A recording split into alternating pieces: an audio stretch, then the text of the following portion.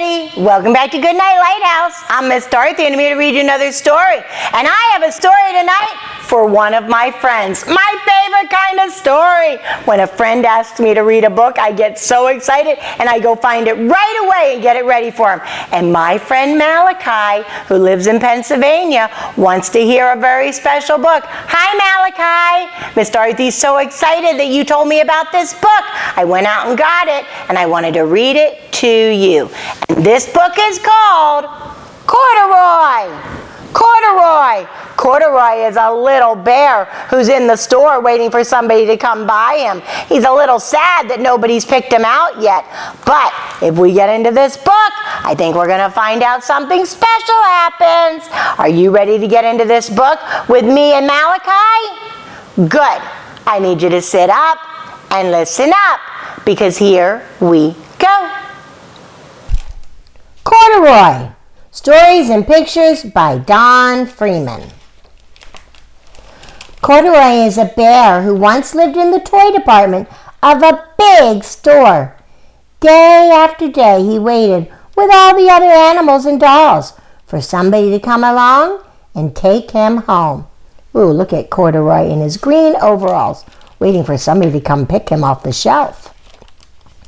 The store was always filled with shoppers buying all sorts of things, but no one ever seemed to want a small bear in green overalls.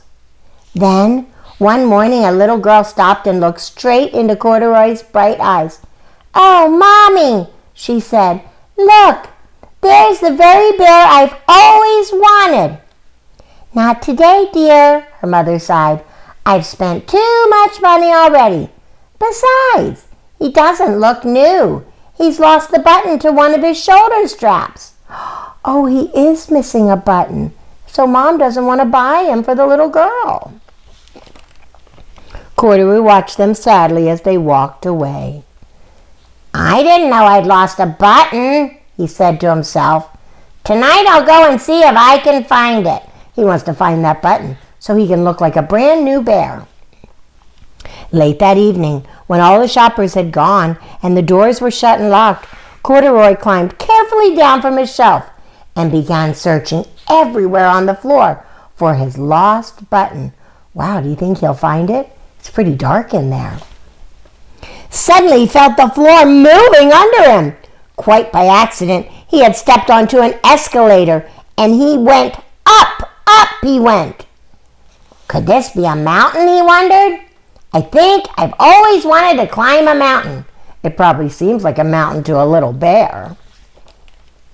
He stepped off the escalator as it reached the next floor, and there, before his eyes, was the most amazing sight. Tables and chairs and lamps and sofas and rows of beds. "This must be a palace," Corduroy gasped. "I guess I've always wanted to live in a palace." He's in the part of the store where they sell furniture, and he thinks he's in a palace. He wandered around admiring the furniture. "This must be a bed," he said. "I've always wanted to sleep in a bed." And he crawled up onto a large, thick mattress. All at once he saw something small and round. "Why, here's my button," he cried. And he tried to pick it up. But like all the other buttons on the mattress, it was tied down tight. That's not his button. That's the button that belongs on the mattress. He yanked and pulled with both paws until, pop! Off came the button, and off the mattress Corduroy toppled. Bang! Into a tall floor lamp. Over it fell with a crash. Oh no! He fell off the bed and he hit the lamp. Now they're all lying on the floor. Corduroy didn't know it, but there was someone else awake in the store. The night watchman was going around his floors above. When he heard the crash, he came dashing down the escalator. "Now who in the world did that?" he exclaimed. "Somebody must be hiding around here. Oh no, the policeman's looking for who made the big noise." He flashed his light under and over sofas and beds until he came to the biggest bed of all. And there he saw two fuzzy brown ears sticking up from under the cover. "Well, hello," he said. "How did you get upstairs?" The watchman tucked Corduroy under his arm and carried him down the escalator and set him on the shelf in the toy department with the other animals and dolls. Oh, he's back on the shelf, and he didn't find his button. Corduroy was just waking up when the first customers came into the store in the morning. And there, looking at him with a wide, warm smile, was the same little girl he'd seen only the day before. "I'm Lisa," she said, "and you're going to be my very own bear. Last night, I counted what I've saved in my piggy bank, and my mother said I could bring you home." Lisa came back. She came back to get him. "Shall I put him in a box for you?" the sales lady asked. "Oh, no thank you," Lisa answered, and she carried Corduroy home in her arms. She ran all the way up the 4 flights of stairs into her family's apartment and straight to her own room. She is so happy she got to bring Corduroy home. Corduroy blinked.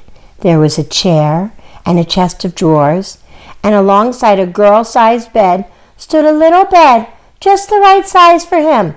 The room was small, nothing like that enormous palace in the department store. "This must be home," he said. "I know. I've always wanted a home." Lisa sat down with Corduroy on her lap and began to sew a button on his overalls. "I like you the way you are," she said, "but you'll be more comfortable with your shoulder strap fastened." "You must be a friend," said Corduroy. "I've always wanted a friend." "Me too," said Lisa, and gave him a big hug. Be a very fun bear to hang out with, but not tonight, because tonight it's time for all my little bears to get into bed. I need you to get under your covers in your home, get cuddled up, curled up, ready for a really good night's sleep. And tomorrow, if you're at the store with Mom and you see a poor little bear on the shelf, ask her if maybe you can take him home. They say yes, be happy, and if they say no, say okay, and just wait for another day like Lisa did. That's a good lesson for all of us. Another good lesson when you're with Mom and Dad? You already know what it is. Obey, and obey right away. And then come back and see Miss Dorothy, because I'm going to be sitting right here, ready to read another book to you. Bye! Thanks for reading with Miss Dorothy. I hope you enjoyed this book, and I hope you'll come back soon to read another. What's your favorite book? Drop Miss Dorothy a note and let me know. I'll go find it and I'll read it to you. Be sure to subscribe, like, and share. I'll see you soon.